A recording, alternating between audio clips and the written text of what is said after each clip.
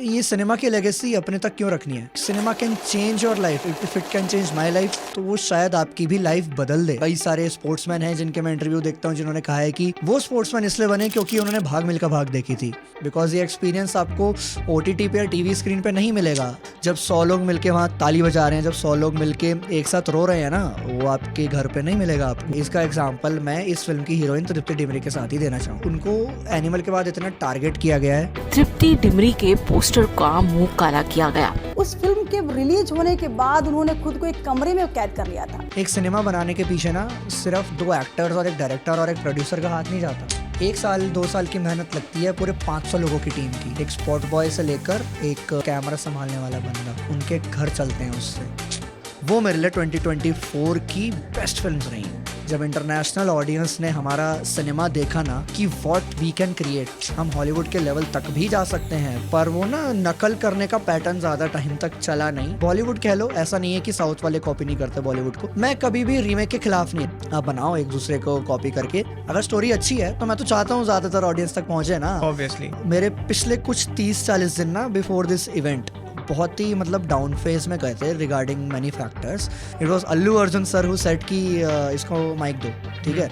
तो मैंने बोला अल्लू अर्जुन सर, तब सर ऐसा कभी भी किसी भी फिल्म में नहीं हुआ है। मेरी पूरी फैमिली ने आपको लव भेजा है, हमने आपकी सारी फिल्में देखी हैं। उन्होंने मेरे को देखा थोड़ा सा 5 सेकंड के लिए, फिर उन्होंने मेरे को कहा कि You know, I recognized you from the clip because I saw it on my Instagram feed. Thank you.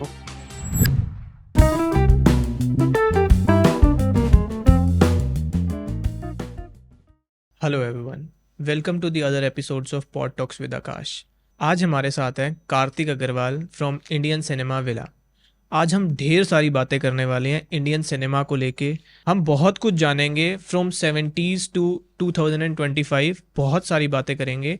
तो अगर आप एक सिनेमा एंथुजियास्ट हैं तो ये एपिसोड आपके लिए बहुत खास होने वाला है। Let's welcome mister Kartik Agarwal. Hi, कैसे हैं आप? Thank you so much for having me here. It's an honour to speak with you. मैं चाहूँगा कि आप ऑडियंस को सबसे पहले बताओ कि आपकी जो ये जर्नी है वो कहाँ से स्टार्ट हुई। आपने कैसे सोचा कि आपको एक फिल्म क्रिटिक बनना है? ओके, सो इसके पीछे मेरी फैमिली का बहुत बड़ा हाथ है। Although they keep saying now कि क्यों तू इतनी फिल्में देखता है हर हफ्ते, but back hand they don't know कि ये उन्हीं की लेगेसी पास ऑन हुई है। मैं जब से 4-5 साल का था, मेरे फादर, मेरे मदर, मेरे सिस्टर हमेशा उन्होंने हर हफ्ते हर महीने ढेरों फिल्में मुझे बड़े पर्दे पर दिखाई हैं। Starting with Shahrukh Khan. कल हो ना हो मेरी पहली फिल्म थी। अब शाहरुख खान किसके आइडल नहीं है, and I still remember some of it, क्योंकि मेरी मदर जो है मुझे बार बार उस रिएक्शन के बारे में बताती रहती हैं। मैं 4 साल का था और सिनेमा में शाहरुख खान के पहले सीन पर मैंने भरी ऑडियंस के बीच में मैंने उनको देखकर कहा था कि कौन है ये अंकल। तो दैट इज़ समथिंग कि मुझे लगता है कि यूनिवर्सली वो कनेक्ट हुई ओवर द टाइम। इतनी फिल्में देखी बहुत सारे फैक्टर्स से, कुछ एस्केप करने की वजह से, कुछ डाइव इन करने की वजह से अकेले फिल्मों को देखना चालू किया। And that's the time I realised कि मैं 3 घंटे के लिए अकेला कम्युनिटी एक्सपीरियंस के लिए जब उस ऑडिटोरियम के वॉइड में बैठता हूँ, सो मुझे उस दिन का कुछ भी याद नहीं रहता जो मेरे साथ घटित हुआ था। And I am the most happiest person on this earth in every aspect when I am in that theater. अब वो फिल्में देखनी चालू हुई जैसे जैसे, तो सिनेमा की नॉलेज बढ़ी, सिनेमा में इंटरेस्ट बढ़ा, and I started to think कि ये सिनेमा की लेगेसी अपने तक क्यों रखनी है। Because it's cinema can change your life if it can change my life, तो वो शायद आपकी भी लाइफ बदल दे।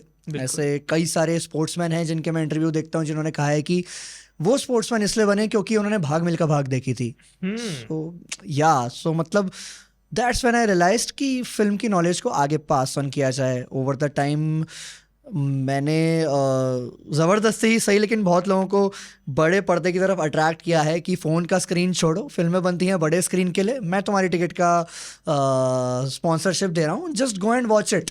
बिकॉज ये एक्सपीरियंस आपको OTT पे या टीवी स्क्रीन पे नहीं मिलेगा। जो वॉइड आपको, जो कम्युनिटी एक्सपीरियंस, जब 100 लोग मिलके वहाँ ताली बजा रहे हैं, जब 100 लोग मिलके एक साथ रो रहे हैं ना, वो आपके घर पे नहीं मिलेगा आपको। बिल्कुल। सो ओवर द टाइम इतना ज़्यादा पैशन बढ़ गया मेरे को इस चीज़ के लिए, लेके मैंने खुद भी एक्टिंग ज्वाइन कर ली।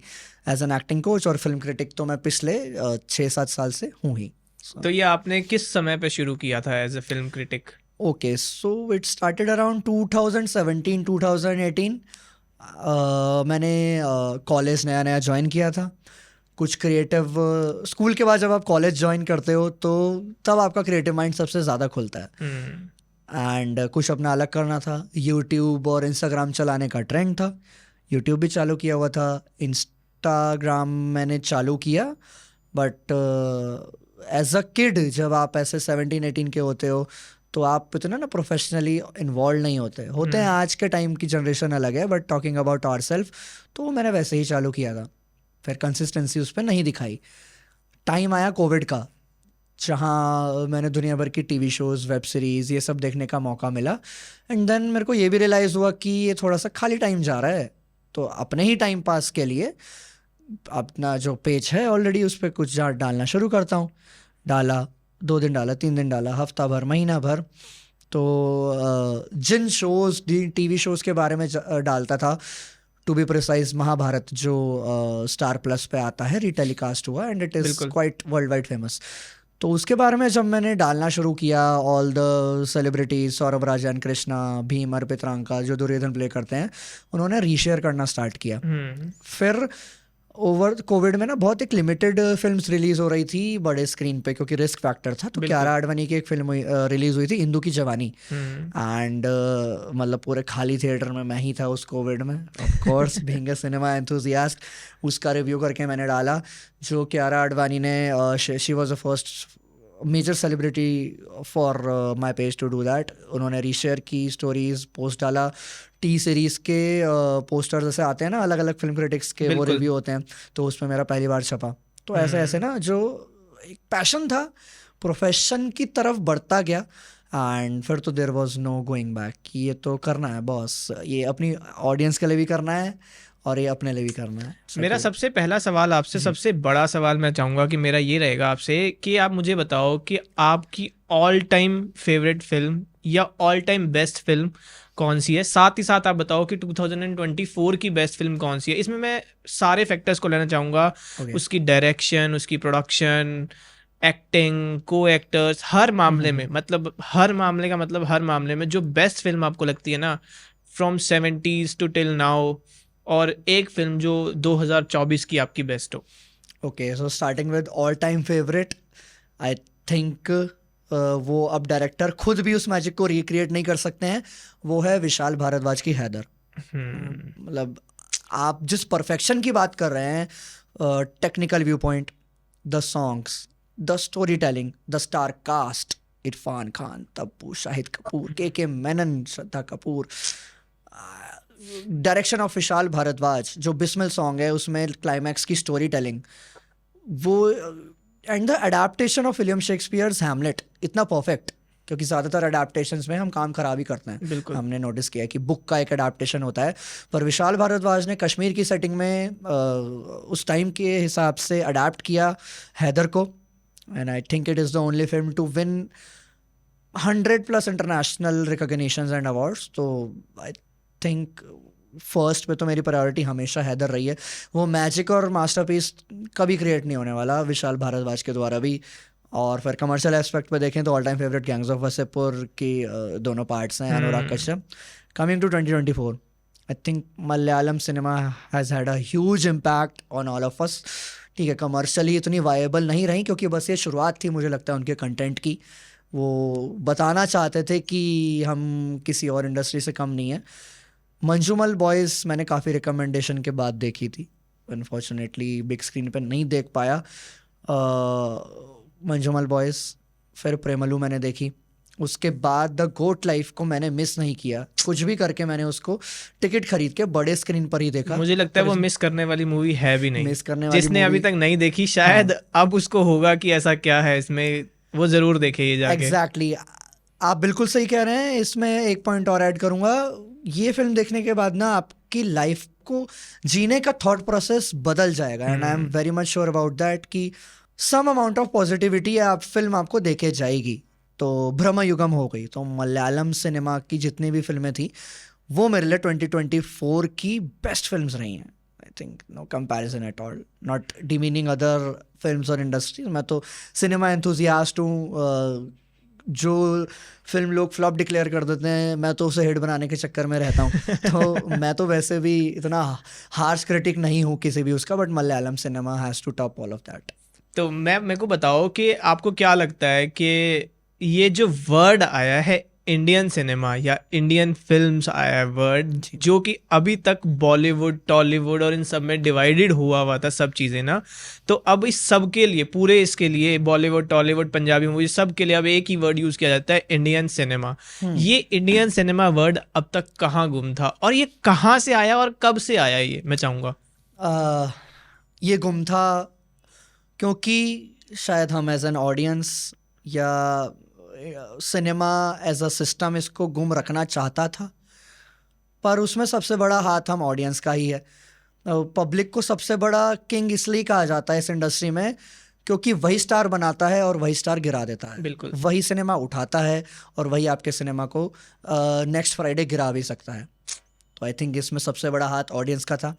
हमेशा रिवॉल्यूशन लाने में ना इंडियन ऑडियंस का बहुत मेजर हाथ रहा है। जो डेकेड वाइज अभी आप मेरे को बोल रहे थे ना, 70s टू 80s टू 2025 का ट्रांजिशन, इसमें हमेशा एक पैटर्न नोटिस करना। पैटर्न हमेशा डेकेड वाइज इसलिए चेंज हुआ है क्योंकि Indian audience decade wise change हुई है या generation wise. Indian cinema term आया कहाँ से? इंडियन सिनेमा टर्म हमेशा से था। सत्यजीत रे लेजेंडरी फिल्म मेकर, उनके टाइम से हमेशा ये था। हॉलीवुड के इतने सारे डायरेक्टर्स अगर आप उनका इंटरव्यू देखें, वो उन्हीं की स्टोरी से इंस्पायर्ड थे एंड उन्होंने अपनी पहली फिल्म डायरेक्ट उन्हीं की स्टोरीज पे बेस्ड की है। तो इंडियन सिनेमा था हमेशा से। हम एक्सेप्टेंस हमें आया। For me I will always think it is Baahubali series, क्योंकि आपको एक छोटा सा प्यारा एग्जांपल भी देता हूँ कि after a certain point of time ना, कि आपकी जो पेरेंट्स वाली जनरेशन है वो उतनी फ़ैन नहीं रहती, क्योंकि मतलब घर के कंफर्ट कह लो या कुछ भी कह लो, उनकी ड्यूटीज़ रिस्पॉन्सिबिलिटीज़ कह लो या वो एज फैक्टर कह लो, बड़े स्क्रीन का ना कनेक्शन छूट जाता है उनका। बट बाहुबली 2 हम पूरी फैमिली देख रहे थे, मैं, मम्मी पापा, मेरी बड़ी बहन, एंड इंटरवल हुआ था बाहुबली 2 का, and my father said he was like sitting very serious on that film. उन्होंने इंटरवल होते ही ये चीज़ बोला कि ऐसा सिनेमा ना बना है, ऐसा सिनेमा ना कभी बनेगा। पैशनेटली मैंने सिनेमा के बारे में पापा को तब बोलते हुए देखा, and that's the time I realise कि मेरे पापा ही तो वो इंडियन ऑडियंस हैं जो बाहुबली 2 देखने वाले हैं और इसको चढ़ा रहे हैं। सो जब बाहुबली 2 नेशनल बॉर्डर्स तक सीमित थी तब वो टॉलीवुड फिल्म थी। जब इंटरनेशनल ऑडियंस ने हमारा सिनेमा देखा ना कि व्हाट वी कैन क्रिएट, हम हॉलीवुड के लेवल तक भी जा सकते हैं, VFX, technical department, story telling, acting performances, तब ये टर्म आया इंडियन सिनेमा। तब बाहर के लोगों ने हमें टर्म दिया इंडियन सिनेमा, हमने आज तक भी नहीं दिया। हम आज भी बॉलीवुड, टॉलीवुड, पंजाबी सिनेमा इसी में ही डिवाइडेड हैं, और अनफॉर्चुनेट फैक्टर है ये बाहर का सिनेमा, बाहर के ऑडियंस हमें व्यू करती है as Indian cinema, thanks to SS Rajamouli and films like Bahubali, RRR, Pushpa for that matter, KGF, जो कि नेशनल बॉर्डर्स क्रॉस करके इंटरनेशनल जा रही हैं। इंडिया से ज़्यादा कमाई चाइना, अमेरिका, जापान के बॉक्स ऑफिस पे कर रही हैं। बिल्कुल। आपने RRR की बात करी, RRR को ऑस्कर मिला था, तो आपको क्या लगता है कि उस ऑस्कर के बाद इंडियन सिनेमा में कोई चेंज देखने को मिला? इंडियन सिनेमा में देखने को बहुत बड़ा चेंज मिला, बट देन अगेन ना, मुझे क्या लगता है कि बाहुबली आई, उसके बाद ना बहुत लोगों ने वो कंसेप्ट कॉपी करने का कोशिश किया, बहुत सारी इंडस्ट्रीज़ ने, बहुत सारे मेकर्स ने, बट वो नहीं चला। क्योंकि सी बाहुबली समथिंग कि उसकी स्टोरी टेलिंग आप दोबारा रिपीट नहीं कर सकते, and that's what Rajamouli said कि मैं भी पब्लिक डिमांड पे ज़बरदस्ती थर्ड पार्ट नहीं बनाऊंगा बाहुबली का। पर्सपेक्टिव ऐसे बदला कि लोगों को रियलाइज़ हुआ कि इंडियंस ऑडियंसेस को आप बेवकूफ़ नहीं बना सकते। आप उन्हें थाली में कुछ भी परोस के देंगे और वो सिनेमा में टिकट जाके आपका ख़रीद लेंगे आपके फेस वैल्यू की वजह से, ऐसा नहीं है। प्रभास को कोई नहीं जानता था, जानते थे लोग, मैं कहूँगा SS राजामौली को एज अ नेम कोई नहीं जानता था। हम जानते थे कि उन्होंने मगधीर बनाई है जो सेट मैक्स पे आती है, ईगा बनाई है जो मक्खी है उनकी हिंदी में, सब ने उनकी फिल्में देखी थी। SS राजामौली को कोई नहीं जानता था। तो ये पैटर्न आया देखने का कि हमारे इंडिया में कितने क्रिएटिव लोग भरे हैं जिनको हम लुक डाउन करते थे अभी तक हमेशा कि साउथ का सिनेमा है तो मतलब फिजिक्स नहीं होती इसमें, ये नहीं होता हाँ। उसमें, कैसे एक्शन सीन्स होते हैं, ये हमेशा सिर्फ यही दिखाते हैं कि एक कोर स्टोरी होती है, इनको फीमेल्स को कितना डिग्रेड किया जाता है। But Baahubali is the one या एस राजामौली की कहानियां आर द वन जिसमें आप नोटिस करो कि देवसेना हो गई, माहिष्मती की वो जो रानी बनती हैं वो हो हाँ। गई, फीमेल को कितना ज़्यादा इम्पोर्टेंस दिया गया है फिल्म में, ये चेंज आया। पर वो ना नकल करने का पैटर्न ज़्यादा टाइम तक चला नहीं, तो बॉलीवुड में पता नहीं, बॉलीवुड कह लो, ऐसा नहीं है कि साउथ वाले कॉपी नहीं करते बॉलीवुड को। सी मैं मानता हूँ स्टोरी इज़ अ थिंग, मैं कभी भी रीमेक के खिलाफ नहीं रहा। आप बनाओ एक दूसरे को कॉपी करके, अगर स्टोरी अच्छी है तो मैं तो चाहता हूँ ज़्यादातर ऑडियंस तक पहुँचे ना। ऑब्वियसली। अगर साउथ में बनी है फिल्म और साउथ की कोई फिल्म नहीं देखता, वही स्टोरी एक बॉलीवुड फैन देखना चाहता है, तो मैं चाहता हूँ कि वो देखें। तो एज सच कोई रिवॉल्यूशन आया नहीं है आरआरआर के बाद, क्योंकि ना सिस्टम जो है हमारे सिनेमा का अभी बहुत ऐसा ना, 4 कॉलेज फ्रेंड्स का ग्रुप होता है, वो उसमें किसी नए बंदे को, नए जूनियर को नहीं आने देना चाहते। You know what I am saying. तो अभी उसी में ही सीमित है, पता नहीं कब तक कितने झटके खाने पड़ेंगे हम लोगों को नए लोगों को चांस देने के लिए। तो आरआरआर जीत जाए, बाहुबली जीत जाए, पुष्पा से अल्लू अर्जुन नेशनल अवार्ड जीत जाए, पर वो जो लुक डाउन अपॉन फैक्टर है ना, एज अ ह्यूमन बदलना पड़ेगा इस इंडस्ट्री को, तभी वो चेंज आएगा मेरे लिए। अभी हमारी डिस्कशन में आप मुझे बता रहे थे कि आप पुष्पा के जो है प्रोमो में गए थे आप, आई थिंक हाँ, सक्सेस इवेंट में आप गए थे जी। तो आप वहाँ की स्टोरी आप शेयर करना चाहेंगे हमारे ऑडियंस के साथ? ओके, सो मुझे जब एक्चुअली इसके बारे में पता चला, एंड मैं बड़े इंटरेस्टिंग वे में इस चीज़ को बताना चाहता हूँ अपनी ऑडियंस को कि थोड़ी ना उन्हें पॉजिटिविटी भी मिले। मेरे पिछले कुछ 30-40 दिन ना बिफोर दिस इवेंट बहुत ही मतलब डाउन फेज में गए थे रिगार्डिंग मैनी फैक्टर्स। एंड देखो भगवान आपके साथ क्या खेल खेलते हैं कि उन्हें लाइफ का बैलेंस पता है। आप डाउन हो, शायद आप इतने डाउन हो कि आपको थेरेपी सेशंस की ज़रूरत पड़ रही है, बट आपकी लाइफ में एक ऐसा इवेंट आता है वेयर भगवान टेल्स यू कि देखो सक्सेस भी है, फेलियर है, आपको दोनों लाइफ को बैलेंस करना है। तो that was the worst day. And उसी रात को आई रिसीव्ड अ कॉल, मेरे को कहीं से पता चला, तो आई वाज लाइक कि नहीं, साउथ के स्टार्स नहीं आते हैं नॉर्थ इंडिया में या दिल्ली में, कभी आए नहीं हैं। तो फिर मैंने कंफर्मेशन ली, मेरे साथ के जो कम्युनिटी सिनेमा पेजेस हैं वहाँ से मैंने 1-2 एडमिन्स का कांटेक्ट निकाला जो हमारे ही दिल्ली एरिया के पास रहते हैं। मुंबई वालों से तो कांटेक्ट करके करूँगा भी क्या, ऑब्वियसली। तो OCD टाइम्स करके एक पेज है, मैं उन्हें मेंशन ज़रूर करना चाहूँगा। उनके एडमिन है ईशान जैन, उनको बहुत बड़ा क्रेडिट जाता है। मैंने उनसे कंफर्मेशन ली, and Surya sir from Madal Aadla, ये दोनों बहुत रिनाउंड पेजेस हैं सिनेमा के, फिल्म क्रिटिक के। इन दोनों से मैंने कांटेक्ट किया। तो ईशान जैन जो मयूर विहार दिल्ली में रहते हैं, उन्होंने मेरे को कहा कि देख, हाँ मैं जा रहा हूँ, एंड एक काम कर, तू मेरे साथ आ जा, एंड जो भी होगा सीन देखा जाएगा। क्योंकि लास्ट मोमेंट रात के 11:30-12 बजे एक और मीडिया पास अरेंज करना वॉज नॉट दैट पॉसिबल। तो उन्होंने कहा कि मेरी टीम का हो के तू चलियो। उनकी वजह से फिर मैं एंटर कर पाया। शंग्रीला में इवेंट था, ऑल द मीडिया हाउसेस, जितने भी, दैनिक भास्कर, हिंदुस्तान टाइम्स, कम से कम भी 50 लोगों की टीम वहाँ थी। एंड अनिल थड़ानी जो हमारे इंडियन सिनेमा के सबसे बड़े फिल्म डिस्ट्रीब्यूटर हैं, जिनकी बेटी अभी अजय देवगन के आई गेस भांजे के साथ लॉन्च भी होने वाली है फिर आज़ाद फिल्म में, तो वो थे वहाँ पे। And this event was happening. जब मैं पहुँचा तो बड़े बड़े पोस्टर्स लगे हुए थे एंड स्टेज सेट हो रहा था ग्रैंड इवेंट में अल्लू अर्जुन की एंट्री के लिए। हमने वेट किया, इवेंट डिले हुआ, अल्लू अर्जुन सर आए, बैठे, इंटरेक्शन हुआ, मीडिया इंटरेक्शन हुआ।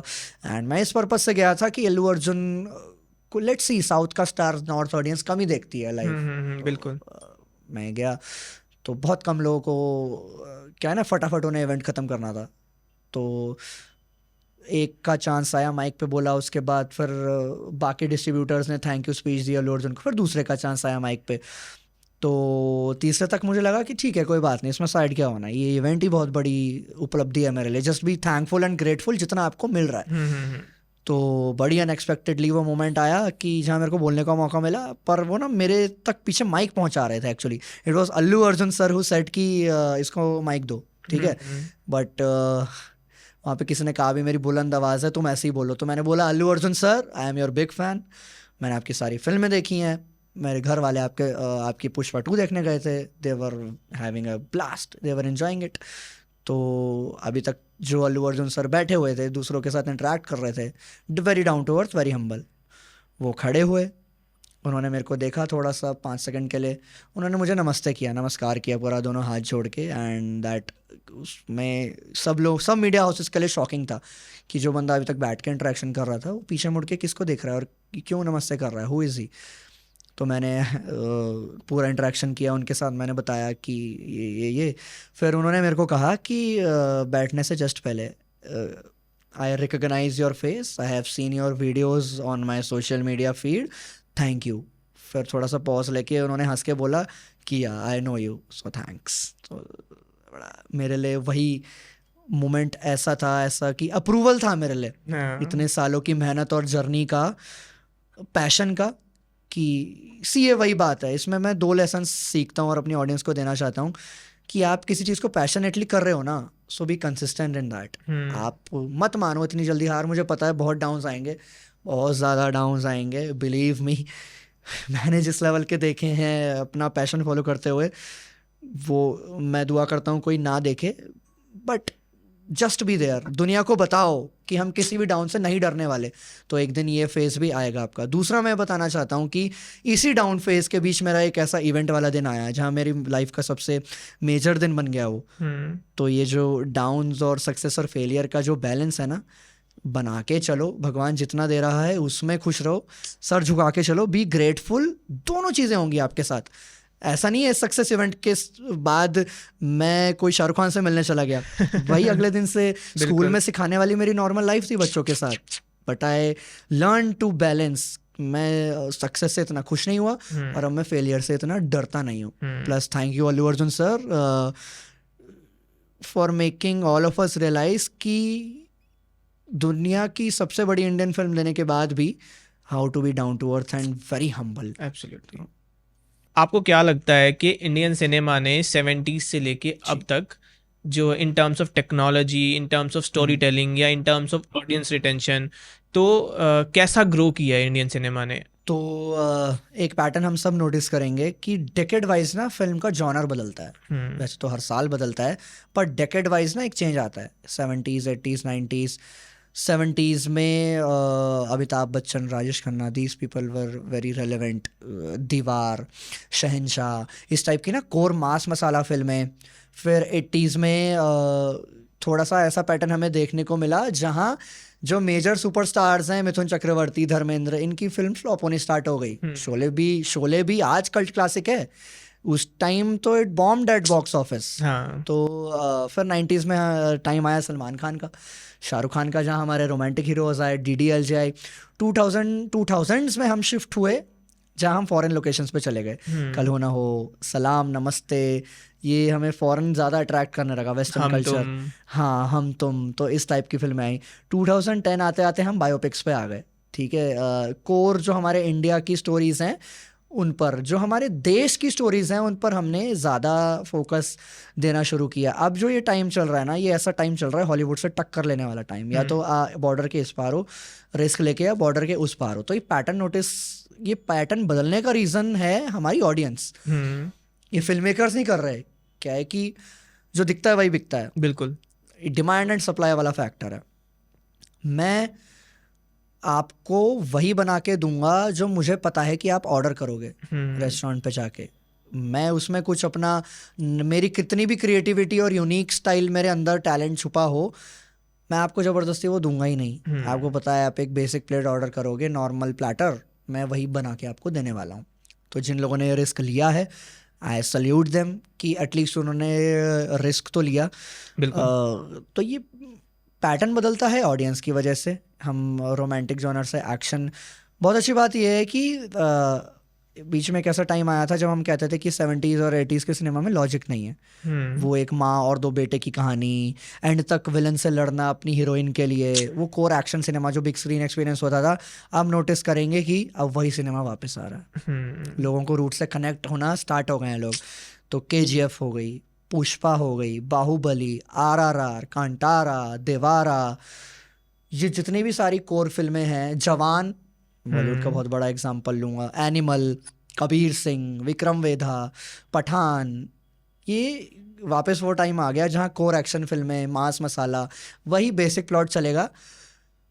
अब इसका बड़ा फैक्टर मैं बता देता हूँ कि एक आदमी 300 रुपये का टिकट देके ना, वो वहाँ पे रियलिटी देखने नहीं आया आपकी लाइफ की। कंटेंट फिल्म बनाओ आप, दैट इज़ वेरी गुड, पर वो ना एंजॉय करने आया है। वो चाहता है कि जो उसने 300 रुपये टिकट के दिए ना मेहनत से कमा के, जो एक गांव का बंदा है जो दिहाड़ी कमा रहा है, वो सिनेमा एंजॉय करने आया है। और सबसे बड़ा रीज़न यही है कि टॉलीवुड की फिल्में रिवॉल्यूशनराइज डिकेड वाइज इसलिए हो पाई हैं क्योंकि वो अपनी ऑडियंस को समझते हैं, वो कोर समझते हैं, वो ग्राउंडेड रहते हैं। और जो लोग भैया वेस्टर्न कल्चर से इन्फ्लुएंस्ड हैं, आप देख लीजिए उनका क्या हाल हो रहा है कुछ सालों से। तो ये decade wise pattern I think हमेशा ऑडियंस की वजह से आया है, एंड जो इस ऑडियंस के टेस्ट को नहीं समझ पाया वो डूबा है, जिसने पकड़ लिया है वो उठा है। फॉर एग्जांपल ये पूरा आखिरी के जो 2-3 साल थे, 2023, 2024, ये सारे सीक्वल्स के साल थे। पुष्पा 2, स्त्री 2, ड्रीम गर्ल 2, फुकरे 3, हाँ। ऐसी कई सारे, हम भूल भुलैया 3, भूल भुलैया 2, स्त्री, हाँ, ये पूरे मैडॉक यूनिवर्स पे तो अलग से बात की जा सकती है पूरी, उनका मतलब अलग ही उन्होंने कुछ खोला है यूनिवर्स। तो अब आने वाले साल में आप 2025 की जो आप बात कर रहे थे ना, जहाँ हम एंटर करने जा रहे हैं, 40% content is based on sequel. Akshay Kumar की जितनी भी फिल्में आ रही हैं that are core sequel, Jolly LLB 3, Housefull 5, Hera Pheri 3, Bhagam Bhag 2, सभी एक्टर्स की, ये कॉकटेल 2 आ रही है शाहिद कपूर के साथ, तेरी बातों में ऐसा उलझा जिया 2 आ रही है, तो स्त्री 3 आ रही है जो कि कंफर्म हो गई है, मुंजिया जो इन्हीं की यूनिवर्स के पार्ट है उसका पार्ट 2 बन रहा है। तो अब उस पैटर्न पे खेल रही हैं फिल्म मेकर्स की। भूल भुलैया 4 कंफर्म्ड हो गई है, सिंघम 4 कंफर्म्ड हो गई है। तो फिल्म मेकर्स किस पैटर्न पे खेल रहे हैं कि एक कंसेप्ट बिक चुका है ऑडियंस के बीच में, तो उसी को निचोड़ते रहो जितना है। तो ये आगे आने वाले 2-3 साल 2025, 2026 ऐसे ही हैं। पुष्पा 3 अनाउंस हो गई पुष्पा 2 के लास्ट में, क्लाइमैक्स सीन में। तो ये आने वाले साल हमारे सीक्वल्स पे जिंदा रहने वाले आपने बात करी यूनिवर्स की, ये बहुत बहुत टाइम से ये अफवाह फैल रही है, आई डोंट नो सच है या नहीं, ये आप बताइएगा कि आपको क्या लगता है इस बारे में, कि एक यूनिवर्स ये भी बना रहे हैं टॉलीवुड वाले जिसमें ये अपना RRR, बाहुबली, पुष्पा, इन सबको एक फ्रेम में लेके आने वाले हैं। क्या आपको ऐसा लगता है ऐसा होने वाला है? ओके, मैं आपका ये थोड़ा सा वो क्लियर कर देता हूँ। ये बहुत ऑडियंस के दिमाग में चल रहा होगा बहुत टाइम से। So what SS Rajamouli has plan ना is very something big, although अभी तक भी जो वो प्लान करते आए हैं और दिखाते आए हैं वो बिग से कम तो है नहीं। बिल्कुल। अब इससे ग्रैंड कमबैक वो क्या देने वाले हैं? अपनी फिल्म का रिकॉर्ड वही तोड़ते हैं। तो उन्होंने ये बात क्लियर कर दी है कि बाहुबली 1, बाहुबली 2, मगधीर उनकी पुरानी फिल्म, RRR, महेश बाबू और प्रियंका चोपड़ा के साथ जो ग्लोब ट्रॉटिंग एडवेंचर वो बना रहे हैं इंडियाना जोन्स टाइप, वो ये सारी फिल्म ना उन्होंने कहा है कि एक बेस था उनके लिए। उनका सपना है टू क्रिएट महाभारत। वो महाभारत बनाएंगे बहुत बड़े लेवल पे जो आज तक हम में से किसी ने नहीं देखा। तो ये जो कोर था ना उनका, ये RRR में राम जी का रेफरेंस देना, भीम का रेफरेंस देना, बाहुबली में शिव का रेफरेंस देना, मगधीर में कोई और रेफरेंस देना। अब जो इनकी फिल्म आ रही है, सुनने में आ रहा है कि महेश बाबू का character will be inspired from Bajrangbali ji. तो वो कह रहे हैं कि मैं पूरा पैटर्न ही इसलिए सेटअप कर रहा हूँ कि मैं आगे वाले टाइम में महाभारत और रामायण दे पाऊँ। तो ये वो बात है कि ऐसा नहीं है कि सारे सेम यूनिवर्स में आ रही हैं। इन सभी फिल्मों के जो एक्टर्स हैं, अल्लू अर्जुन, प्रभास, रामचरण, जूनियर NTR, महेश बाबू, इन सबको ये सब उनके कैरेक्टर को बनाया जा रहा है वैसा कुछ, ताकि वो वहां पे लोग रिलेट कर सके। हाँ, इनको ऐसा ग्लोबल डिवाइन वो दिया जा रहा है इम्पैक्ट कि अब आप देखो प्रभास की कितनी ही फिल्में चल जाएं, कितनी भी बड़ी फिल्में चल जाएं, लोग उसको एज अ बाहुबली ही देखेंगे। बिल्कुल। रामचरण की आने वाले टाइम में कितनी भी फिल्में चल जाएं नहीं चलें, लोग उसे एज अ रामाराजू ही देखेंगे फ्रॉम RRR। तो राजा मौली वही सेट कर रहे हैं जान के कि भाई तुम देख लो, इनके पीछे एक डिवाइन पावर मैं सेट कर रहा हूँ and I will bring that out in Mahabharat. तो महाभारत वो बनाना चाहते हैं सूर्यपुत्र कांड के व्यू ऑफ पॉइंट से। देखते हैं कब आने वाली है ये महाभारत और जब भी रामायण। आएगी आई एम श्योर ये शायद रोंगटे खड़े कर देगी इन रोंगटे खड़े सबके। कर देगी, क्योंकि महाभारत तो वैसे ही एक ऐसी एपिक है जो सिर्फ इंडिया में नहीं, इंडिया के बाहर भी हाँ। आप इंडोनेशिया के एयरपोर्ट पे जाएंगे तो सूर्यपुत्र कर्ण और घटोत्कच की मूर्ति लगी हुई है बड़ी सी। So I think it's a global story. हाँ, अभी हम बात कर रहे हैं रामायण और महाभारत की कि आने वाली एक आ चुकी है जिसका बहुत बहुत पूरी तरह से मजाक उड़ाया, उसके VFX का, उसके कैरेक्टर्स का, हर चीज़ का बहुत बुरा मजाक उड़ाया गया है और लोगों ने बहुत नापसंद किया है उस चीज़ को। बहुत सारे क्रिटिक्स ने उसके बारे में बोला है। तो आप क्या बताना चाहोगे उस बारे में कि वो इतनी बड़े बजट की फिल्म इतना बड़ा फ्लॉप क्यों थी? मैं इस चीज़ की शुरुआत इस स्टेटमेंट से करना चाहूँगा कि मैंने आपको जैसे बताया कि महाभारत और रामायण सिर्फ इंडिया की कहानी नहीं है, ये पूरे वर्ल्ड की कहानियाँ हैं।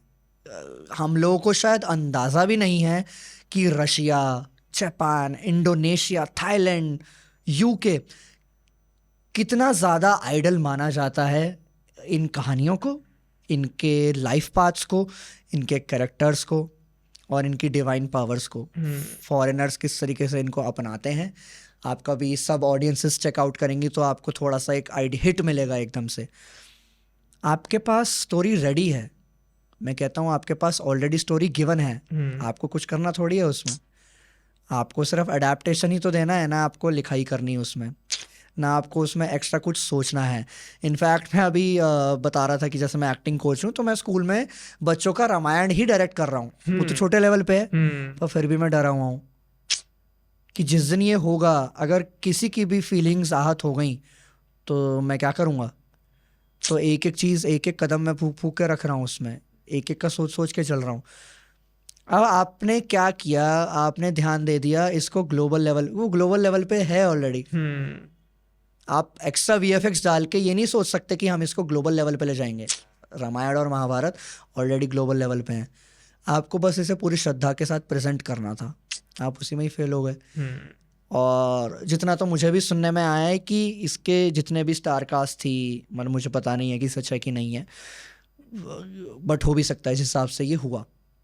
इनके जो डायरेक्टर हैं फिल्म के, इनके जो मेकर्स हैं, उन्होंने फिल्म प्रोसेस पे ध्यान ही नहीं दिया। उनका ये था कि हम बड़े बजट की फिल्म बना के बस दे दें। और आई थिंक जब ट्रेलर आने वाला था, जब अप्रूवल के लिए जाना था, तो डायरेक्टर ने भी देख के ऊपर से कह दिया था कि हाँ तुम लोगों ने ठीक बनाया, टाइम नहीं है हमारे पास ज़्यादा। तो आई थिंक जब आप ऐसी सोच रखोगे और फिल्म के एक्टर सिर्फ अपना 50 या 100 दिन दे रहे हैं रामायण और महाभारत जैसी कहानी के लिए, तो what end result are you expecting. मैं कह रहा हूँ आपके रामायण बनाने के पीछे की श्रद्धा, अगर आपने इतना बड़ा बजट डाला है अपनी जेब से, तो सही रही होगी। मैं मानता हूँ इंटेंशन बहुत सही रहा होगा, पर आपको उस प्रोसेस में इन्वॉल्व भी तो होना था, जो ऑडियंस तक गलत डिलीवर हो गया, और होना ही था वो। तो ओवर VFX थे मुझे लगता है उसमें बहुत ज़्यादा। ठीक है, मैं चाह रहा हूँ, हाँ ओवर VFX तो थे ही, आपने उसको बिल्कुल ना ये कर दिया कि अरे इंडियन ऑडियंस ना अभी मार्वल और DC की फिल्में बहुत पसंद कर रही है, ये गेम ऑफ थ्रोन्स की फिल्म, गेम ऑफ थ्रोन्स की वेब सीरीज बहुत पसंद कर रही है, तो इनको कैसे अट्रैक्ट करें। शायद वैसा ही कुछ डिलीवर करने की कोशिश की गई है उन्हें उसमें। गेम ऑफ थ्रोन्स में गेम ऑफ थ्रोन्स ही देखना है, उन्हें मार्वल DC में मार्वल DC ही देखना है। आप दो यूनिवर्स का कोलैब क्यों कर रहे हो, जो कि स्पेशली एक फिक्शनल है और दूसरी हमारी श्रद्धा के साथ जुड़ी है। तो आप बहुत ब्यूटीफुली, रामानंद सागर जी की रामायण आज भी क्यों पूजी जाती है, उनके में तो कोई ऐसे VFX नहीं थे, उनके में तो कोई ऐसे धुरंधर एक्टिंग परफॉर्मेंसेस नहीं थे कि वो एक्टिंग इंस्टीट्यूट से एक्टिंग सीख के आए हो सब लोग। उन्होंने बस श्रद्धा के साथ प्ले किया था उसको, तो इसलिए आज भी वो रामायण फेमस है। बिल्कुल। ऑडियंस रिटेंशन की बात कर रहे थे हम, ऑडियंस एंगेजमेंट की हम बात कर रहे थे, तो मुझे ऐसा लगता है आज का इतना बिजी शेड्यूल है इंसान का कि शायद कोई लोग 30 सेकंड की रील भी पूरी नहीं देखते हैं। तो आप कैसे सोच सकते हो वो सब चीज़ें कि एक फिल्म बनाना 2.5-3 घंटे की, जैसे कि अभी आई एनिमल, और लोगों ने वो बहुत पसंद करी, तो वो थॉट प्रोसेस कहाँ से आ रहा है प्रोड्यूसर्स के पास, डायरेक्टर्स के पास, फिल्म मेकर्स के पास, कि सामने ऑडियंस को क्या परोसना है असल में। बहुत बहुत इंटरेस्टिंग सवाल, बहुत इम्पोर्टेंट, मैं एक्चुअली आज के टाइम पर रेलेवेंट कहूँगा, आपने चीज़ ध्यान में लाई है। आपने सही कहा कि एक एक मिनट की शॉर्ट्स या रील्स भी लोग नहीं देख रहे हैं उतना, मतलब ना शायद लोग अपने बिजी शेड्यूल में इतना सा या मेंटली स्ट्रेस हैं जो भी हैं, एक एक रील, वो एक एक वीडियो वो पूरी लॉन्ग पैटर्न वाली नहीं देख रहे हैं। वही फिल्म आती है एनिमल, जवान, RRR, पुष्पा 2, जो 3 घंटे से भी ऊपर की हैं, 3.5 घंटे, 3.25 घंटे की फिल्में हैं ये, एंड ऑडियंसेस इसको एक बार जाके नहीं देख रही, 4 बार जाके देख रही है। ये फिल्में 500 करोड़, 700 करोड़, 900 करोड़, 1000 करोड़ कमा रही हैं, क्योंकि it is the repeated audience. जो बंदा घर पे बैठ के रील नहीं देख रहा, वो 4 बार जाके एनिमल देख रहा है 3.25 घंटे की। तो आपने पूछा कि फिल्म मेकर्स को ये सोच कैसे आती है, ये रिस्क फैक्टर कहाँ से आता है। आई थिंक सबसे बड़ा तो उनका बिलीफ और कॉन्फिडेंस है उनकी स्टोरी टेलिंग पे, कि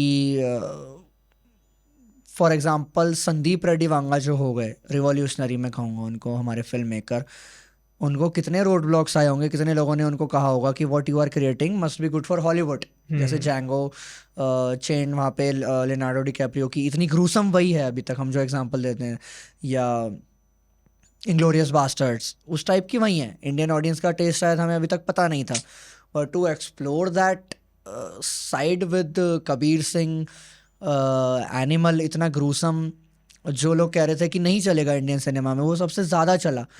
सबसे बड़ा फैक्टर है किसी पर ट्रस्ट करना, ऑडियंस को समझना। ये 2 वे है, फिल्म मेकर समझ रहा है कि ऑडियंस को क्या चाहिए वही बनाऊंगा। संदीप रेड्डी वांगा के आप किसी भी इंटरव्यू में कहें, उनसे पूछा गया कि क्या आप कभी ऐसा होगा कि आने वाले समय में क्रिटिक्स के लिए फिल्म बनाएंगे, उनका सीधा जवाब था, मैं कभी नहीं बनाऊंगा क्रिटिक्स के लिए फिल्म, मैं बनाऊंगा अपनी ऑडियंस के लिए, मैं उनके लिए काम करूंगा हमेशा। सो इस पूरे सवाल का आधा जवाब तो वही था कि मैं क्रिटिक्स के लिए फिल्म नहीं बनाऊंगा। 10 क्रिटिक्स को खुश नहीं करना मुझे मेरी 100 ऑडियंस को खुश करना है। तो फिल्म मेकर ऑडियंस को समझ रहा है, और ऑडियंस वो फिल्म मेकर पे ट्रस्ट दिखा रही है कि आप ऐसी फिल्म बनाओ तो सही, आप ऐसी स्टोरी टेलिंग हमें दिखाओ तो सही। हम 30 सेकंड की क्या, हम पूरे 3.5 घंटे की फिल्म देखने आएंगे आपके पास, जिसमें हमें बहुत कुछ यूनिक दिखेगा, जो हमें लाइफ से बिल्कुल हट के दिखेगा। क्या है, हम ना सीट पे बैठे बैठे ऑडिटोरियम की वो बड़े स्क्रीन पर जब हम देखते हैं ना, तो कहीं ना कहीं हम अपने आप को इमेजिन करते हैं उस कैरेक्टर में। वो जनता रिलेटेबिलिटी ढूंढती है कि घर में ये फादर सन रिलेशन जो चल रहा है, जो एनिमल और जवान में दिखाया, बिल्कुल बिल्कुल बिल्कुल, या जो क्लैश चल रहा है पुष्पा में, जो क्लैश चल रहा है, हस्बैंड अपनी वाइफ के लिए कितना कुछ कर जा रहा है उसके एक डिसीजन के लिए, कि पूरी फिल्म ही उस पे हो गई। तो ये ना बहुत बेसिक इंडियन ऑडियंस, हमारे इंडियन ऑडियंस में ना इमोशंस बहुत है। बिल्कुल, बाहर के लिए मैं नहीं कह सकता, उन्हें मैं जानता नहीं हूँ, पर हमारे इंडियन ऑडियंस ना इमोशन कहते हैं, हमारे एक्शन में भी हमारा इमोशन होता है। हमारे यहाँ एक स्लो मोशन पंच पड़ा ना, तो वो भी हमें अंदर से ना फील देता है कि अरे ये सही एक्शन पड़ा है इस विलेन को। तो वही बात है, ऑडियंस ट्रस्ट दिखा रही है भाई, ऑडियंस आपको मौका दे रही है। तो आप 700 करोड़ में रामायण का एक बेकार वर्जन मत प्रेजेंट करो हमको, आप 200-300 करोड़ लगा के हमको एनिमल जैसी मूवी प्रेजेंट करो, जहाँ पे ऑडियंस का जो 3.5 घंटे हैं उनका एक एक मिनट उन्हें लगे कि अगर उन्होंने 300 रुपये खर्चे हैं तो उन्हें वो 500 के बराबर लगे, तभी हमारा सिनेमा ग्रो करेगा। ये जब उन्हें फील आएगा ना कि यार हाँ, हम बड़े पर्दे की तरफ खींचे आए हैं अब, and let's give chance to more films. एक फिल्म की वजह से कितनी और 100 फिल्मों को फ़ायदा मिलता है, वो शायद लोग अभी कुछ फिल्म मेकर्स या कुछ प्रोड्यूसर्स समझ नहीं पा रहे। आई डोंट नो क्यों अपना ही नुकसान कराने पे तुले हैं। आधों के तो स्टेक्स बिक गए हैं अभी, जैसा कि आपको सुनने में आया काफ़ी सारे प्रोडक्शन हाउसेस के। तो वेरी सैड। बड़े पर्दे की हमने बहुत बात करी, मेरे को ये बताओ कि आपको क्या लगता है कि OTT पे रिलीज होने वाली चीज़ें जो है, या OTT आने के बाद आपने क्या चेंजेस देखे हैं सिनेमा में, ऑडियंस में, कैसा लगता आपको, आपके क्या विचार हैं OTT और इसके कंपैरिजन के ऊपर, सिनेमा के कंपैरिजन के ऊपर ना, मैं 2020 और 2021 को हमेशा ब्लेसिंग इन डिस्गाइज मानता हूँ। डिस्गाइज इसलिए कि we lost a lot of people अपने बीच के, फेमस हूँ, कोविड वो टाइम ऐसा था।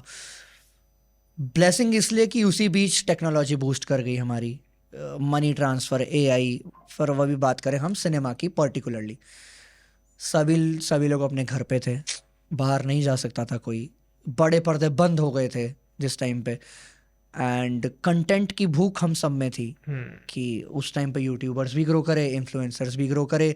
सबसे ज़्यादा ग्रो अगर किसी ने किया तो वो ओटीटी की वेब सीरीज़, उनके एक्टर्स, उनके डायरेक्टर्स और उनके क्रिएटिव माइंड्स। बिल्कुल। उन्हीं के ओटीटी एक्टर्स जिन्होंने ग्रो किया, अब उनको फिल्मों में भी चांस मिलने लगा क्योंकि वो पब्लिक ने पसंद किया। जाम तारा में आए, जो स्पर्श हैं उनको लापता लेडीज़ में इतना अच्छा मौका दिया आमिर बिल्कुल। खान ने मेन लीड में। ओटीटी ने ये काम किया कि पहले मैं ग्लोबल लेवल की बात करूँगा, फिर इंडिया पे आ जाता हूँ मैं। लोगों ने अपना फ़ोन स्क्रीन खोल के देखा ना, टीवी फायर टीवी स्टिक चला के देखा, कंटेंट देखा बाहर का, स्टोरी टेलिंग देखी, Breaking Bad, Money Heist, Squid Games उन्होंने देखा। उन्हें ना रियलाइज़ हुआ कि व्हाट दे वर मिसिंग। और ये तीनों ही अलग, मैंने आपको एग्जांपल इसलिए दिए क्योंकि इसमें से एक स्पेनिश है, एक कोरियन है और एक अमेरिकन है। बिल्कुल। ऐसा नहीं है कि सारी हॉलीवुड की हैं, अमेरिकन की हैं। स्पेन की इंडस्ट्री ने भी ग्रो किया। जो मनी हाइस्ट टेलीविज़न पे टेलीकास्ट होने के बाद बुरी तरह स्पेन में फ्लॉप हो गई थी, वो नंबर 1 सीरीज़ बन गई नेटफ्लिक्स पे आने के बाद। Squid games Korea, public demand पे सीज़न 2 लॉन्च किया गया, जबकि ऐसा कोई प्लान था ही नहीं, सीज़न 3 भी आएगा। लोगों को ये रियलाइज़ हुआ कि हमें कुछ और ही बेचा जा रहा था अब तक, मैक्सिमम ऑफ द टाइम्स हमें फेस वैल्यू बेची जा रही थी कि अरे ये एक्टर है इस फिल्म में, ये एक्ट्रेस है इस फिल्म में, बस चलते हैं। ये मेरा सवाल भी था कहीं ना एक कि हाँ। फेस वैल्यू के ऊपर इंडियन सिनेमा कितना चल रहा है। बहुत ज़्यादा डिपेंडेंट है, बहुत ज़्यादा डिपेंडेंट है, और जो कि ठीक भी है। अगर किसी एक्टर की लॉयल ऑडियंस है तो उसको देखने जाएगी। मैं शाहरुख खान का फ़ैन हूँ, मैं शाहिद कपूर का फ़ैन हूँ, आप लोग नहीं देखने जा रहे हो, मैं तो देखने जाऊँगा ही फर्स्ट डे फर्स्ट शो, तो कि ठीक है। पर मेरा एक्टर मुझे प्रोवाइड क्या कर रहा है? मैं 10 फिल्में देखूंगा, उसकी 12 फिल्में देखूंगा, अगर वो 13वीं भी वैसे ही बनाता है जिसमें मुझे वर्थ इट नहीं लगी, तो मेरे को अपने पे डाउट आएगा ना। तो फेस वैल्यू पे बेचना is not a bad thing, लेकिन सिर्फ फेस वैल्यू पे बेचना कि स्टोरी कुछ भी हो, गाने कुछ भी हो, प्लॉट कहीं जा रहा है, इतना बेकार स्क्रीन प्ले हो, आप ज़बरदस्ती के डायलॉग्स कुछ भी लिख दे रहे हो। आपको क्या लग रहा है कि ऑडियंस इतनी बेवकूफ़ आपने ऑडियंस को समझ रखा है कि सारे टिकट वो आपकी फेस वैल्यू पे ही खरीद लेंगे? तो ऐसा नहीं है। और यही चीज़ उनको रियलाइज़ हो गई जैसे ही उन्होंने अपना ओटीटी खोल के देखा कि ये बाहर तो स्टोरी टेलिंग का लेवल ही बिल्कुल अलग है, इनके तो एक्टिंग परफॉर्मेंसेज ही अलग हैं जिनको वो जानते नहीं थे अभी तक। जिसने प्रोफेसर प्ले किया है, हाँ, मोस्ट फेवरेट पर्सन बन गया, मोस्ट फेवरेट करेक्टर मैं बोलूँगा। हाँ, आप she's an institution of acting. मैं as a actor, stage actor and acting coach myself में बोलता हूँ, उसने जो नुआंसेस पकड़े हैं, चाहे चश्मे को ये करने वाला हो, अपना दोनों हाथ टेबल पे ये करने वाला हो, और वो प्रोफेसर ऐसा है जो बड़ा शांत बोलता है, कभी भी चिल्लाया नहीं वो, ठीक है। इतना शांत विलन हाँ, पहली बार देखने को मिला। दिमाग कितना चलाया उसने। हाँ। Same goes for Breaking Bad, दिमाग वाली सीरीज।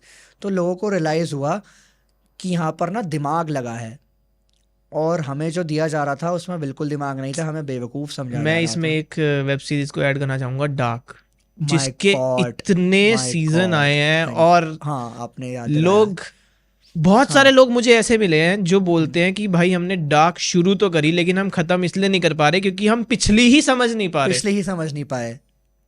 एक बार तो डार्क का बिल्कुल यही चीज़ मेरे साथ भी हुई थी।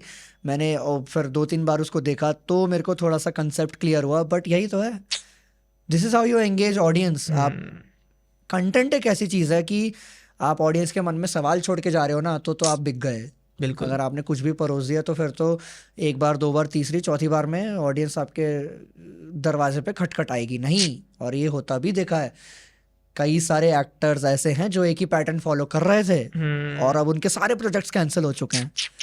तो ऑडियंस ने उनको दिखा दिया, भैया सुपरस्टार हमने तुम्हें बनाया था, ठीक है, तुमने अपना फेस जी लिया, अब हम जो तुमसे चाह रहे थे वो तुम दे नहीं रहे हो, बिल्कुल भी एक ही चीज़ पे लगे हुए हो, तुम एक ही जॉनर पे लगे हो, एक ही टाइप की एक्टिंग हमें दे रहे हो, तो नहीं देखना अब तुम्हें। हमारे पास हज़ार ऑप्शंस हैं, हमारे पास स्पेनिश सिनेमा है, हमारे पास अमेरिकन, कोरियन, जापानीज के ड्रामाज हैं, हमारे पास अपने ही यहाँ पे पंजाबी सिनेमा है, साउथ का सिनेमा है, बंगाली सिनेमा है, गुजराती, मराठी सिनेमा जो ग्रो कर रहा है तेज़ी से। तो वो एक ऐसा टाइम था, वो रिवॉल्यूशन था हम सब लोगों के लिए, जहाँ कुछ लोगों की दुकानें खुल गई तो कुछ लोगों की दुकानें बंद हो भी हो गई। गई, बिल्कुल। तो ओटीटी ने बहुत, जिसमें मैं मेंशन करना चाहूँगा, अब इंडिया पे आ जाते हैं, बहुत सारा है, सब कुछ डिस्कस करने को है, सब वास्ट वास्ट वास्ट ओशियन, पर मैं एक ही एग्जांपल में सब कुछ बोलना चाहूँगा कि किंग ऑफ ओटीटीज जिन भाइयों को अभी कहा जा रहा है, जिन्हें IMDb की तरफ से अवार्ड मिला है, राजन डीके, जो इससे पहले हमारे सिनेमा बड़े पर्दे पर थे, फॉर गो गोआ गॉन, स्त्री उन्होंने लिखी, अ जेंटलमैन, शोर इन द सिटी, उन्होंने फिल्में भी सारी यूनिक बनाई, ठीक है। और फिर जब वो OTT पे आए, द फैमिली मैन के साथ, फर्जी के साथ, गन्स एंड गुलाब्स के साथ, आई मीन क्या परफेक्ट नहीं था इस सीरीज में, एक्टिंग परफॉर्मेंसेस से उन्होंने बॉलीवुड और साउथ को कनेक्शन दिया अपनी वेब सीरीज के अंदर। फैमिली मैन में आए मनोज बाजपेयी और समंथा, फर्जी में आया शाहिद कपूर और साउथ से विजय सेतुपति, गन्स एंड गुलाब्स में आया राजकुमार और साउथ के फेवरेट दुलकर सलमान। तो ब्लेंड कितना अच्छा था एक यूनिवर्स का। तो आई गेस इस टाइप की स्टोरी टेलिंग आप अगर दोगे लोगों को, तो लोग क्यों नहीं देखना पसंद करेंगे। जब आपकी लोग बड़े पर्दे पे 2 घंटे की फिल्म नहीं देख रहे और बिंज वॉच कर जा रहे हैं 8-10 घंटे की वेब सीरीज, तो आपको ये बात अब बहुत समझनी होगी और जागरूक होना पड़ेगा, नहीं तो फिर वही रिजल्ट मिलेगा आपको। मैं आपकी लिस्ट में एक ऐड करना चाहूँगा पुरानी कहानी नए एक्टर्स के साथ, जो कि थी स्कैम 1992, जिसने OTT को हिला के रखा हुआ था। उन्हें हिला के रख दिया पूरे OTT को और इंडस्ट्री को। मैं प्रतीक गांधी की फिल्में स्कैम 1992 से पहले देख रहा था, जैसा कि मैंने बताया, मैं सिनेमा एंथुजियास्ट। उनकी रॉन्ग साइड राजू मैं ज़रूर रिकमेंड करूँगा, you have to give it a one time watch. National award उस फिल्म में जीता है, इट्स फैंटास्टिक फैंटास्टिक फिल्म है वो। उनकी कई सारी गुजराती कॉमेडी फिल्में हैं जो आपको देखनी चाहिए। तो प्रतीक गांधी का चेहरा मैं पहले से ही जानता था, I was very happy for him कि विद इन 1 वीक उस प्रतीक गांधी को लोगों ने इतना जाना। वॉज वेरी हैप्पी जब किसी एक्टर को उसका ड्यू मिलता है ना, मेरे को पर्सनली बड़ी खुशी होती है, क्योंकि ऐसा लगता है कि यार इस एक्टर को तो बहुत पहले वो रिकॉग्निशन मिलना चाहिए था। आज भी कई सारे एक्टर्स ऐसे हैं, तो उसकी पर्सनल सक्सेस मुझे अपनी पर्सनल सक्सेस लगी। हंसल मेहता स्कैम 1992 के डायरेक्टर, शाहिद बनाई उन्होंने राजकुमार राव के साथ। आई थिंक अपने आप में ही वो एक धुरंधर डायरेक्टर हैं।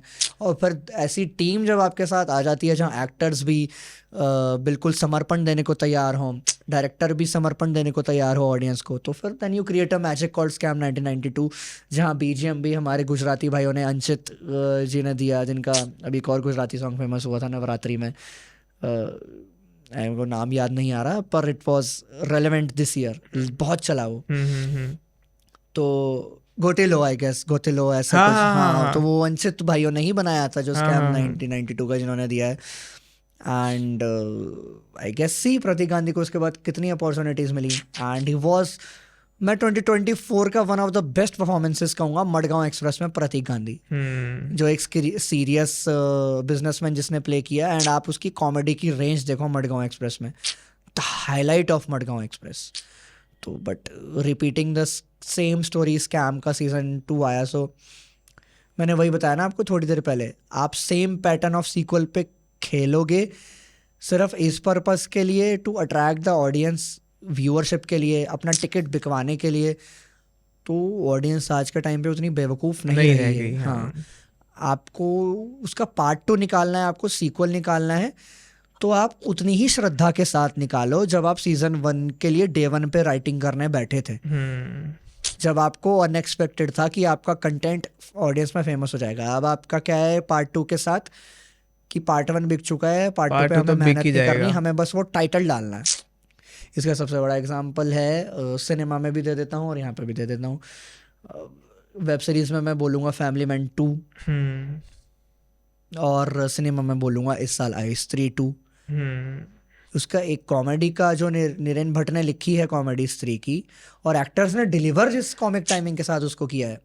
थिंक एक female lead film, the only female lead film to earn 900 crores and break all the stereotypes and barriers, and top of that to be a horror comedy, जो genre अभी तक एक्सप्लोर इतना हुआ ही नहीं था। हाँ, कितनी ही कमा लेती थी horror genre film, horror comedy वाली ये फिल्म है, बट कैस अब देखना इसी की डिमांड बढ़ती जाएगी ओवर द टाइम। तो ये पार्ट 2 वाली बात जो है, बनाओ उतनी ही श्रद्धा के साथ बनाओ जिस श्रद्धा के साथ आपने पहला पार्ट बनाया था। हाँ, बिना एक्सपेक्टेशन के। हाँ, मेरा सवाल एक आया कि क्या आप बड़े पर्दे से लेके OTT से लेके क्या आप YouTube शॉर्ट फिल्म्स या YouTube फिल्म्स भी देख रहे हो? हाँ, तो आपको क्या लगता है कि YouTube के जो हमारे छोटे फिल्म मेकर्स हैं, एक्टर्स हैं, ये कैसा काम कर रहे हैं, ये कैसे ग्रो कर रहे हैं? और अभी हमारे YouTube से ही उठे हुए हमारे भुवन बम जो है अपना एक पूरी वेब सीरीज लेके आए थे, ताज़ा खबर, जिन्होंने उसका सीक्वल निकाला ताज़ा खबर 2। तो इस सब के बारे में आप क्या कहना चाहोगे? हमारे मिस्टर बडाना के बारे में आप क्या कहना चाहोगे? ये कैसा काम कर रहे हैं? आपको क्या लगता है कि इनका काम आने वाले समय में कैसा होने वाला है? कहाँ तक जाने वाले हैं ये लोग? तो इसके प्रोज भी हैं और कॉन्स भी हैं विद दीज इन्फ्लुएंसर्स, यूट्यूबर्स जो यहीं से निकले हैं, अपने बीच से, दिल्ली गुड़गांव से निकले हैं, and they are working with celebrities, खुद की फिल्में बना रहे हैं, चाहे वो यूट्यूब पे अपना पैसा लगा के हो या फिर OTT प्लेटफॉर्म से पे, या बड़े स्क्रीन पर भी। फॉर एग्जांपल प्रजक्ता कोहली हो गई हमारी, उनको वरुण धवन के साथ जुग जुग जियो में मौका मिल रहा है। तो आई गेस ये ना डोरवे ओपन कर देता है एक छोटे शहर में बैठे आदमी के लिए, जो लगातार वीडियोस बना रहा है यूट्यूब पे डालने के लिए या सोशल मीडिया पे डालने के लिए। उसको एक उम्मीद मिल रही है बिल्कुल कि ये इंडस्ट्री सिर्फ 4 नामों से नहीं चल रही है। हमें भी प्यार मिलेगा, सॉरी हमें भी प्यार मिलेगा। अगर हम ऑडियंस तक पहुंचना चाहें तो हम भी पहुंच सकते हैं उस नेशनल लेवल पे। भुवन बाम की आपने बात करी, I think is a master class of acting, और उन्होंने कहीं से एक्टिंग नहीं सीखी है। इट इज़ जस्ट दैट कि उनका ऑब्जर्वेशन करने का तरीका जो है, लोगों को पर्दे पर उतारने का, छोटा स्क्रीन हो बड़ा स्क्रीन हो, उस पर उतारने का जो तरीका है, that is commendable. I think उन्होंने कोई स्टीरियोटाइप ऐसा नहीं छोड़ा अपनी वीडियोस में जो उन्होंने ब्रेक ना किया हो, and to play so many characters single handedly to shoot that. अब तो उनकी टीम है, हाँ, बट स्टार्टिंग खुद से करना। फिर ताज़ा खबर की तो आप बात कर ही रहे हैं, उसमें तो बैक हैंड सपोर्ट उनको पूरी प्रोडक्शन टीम का मिला है।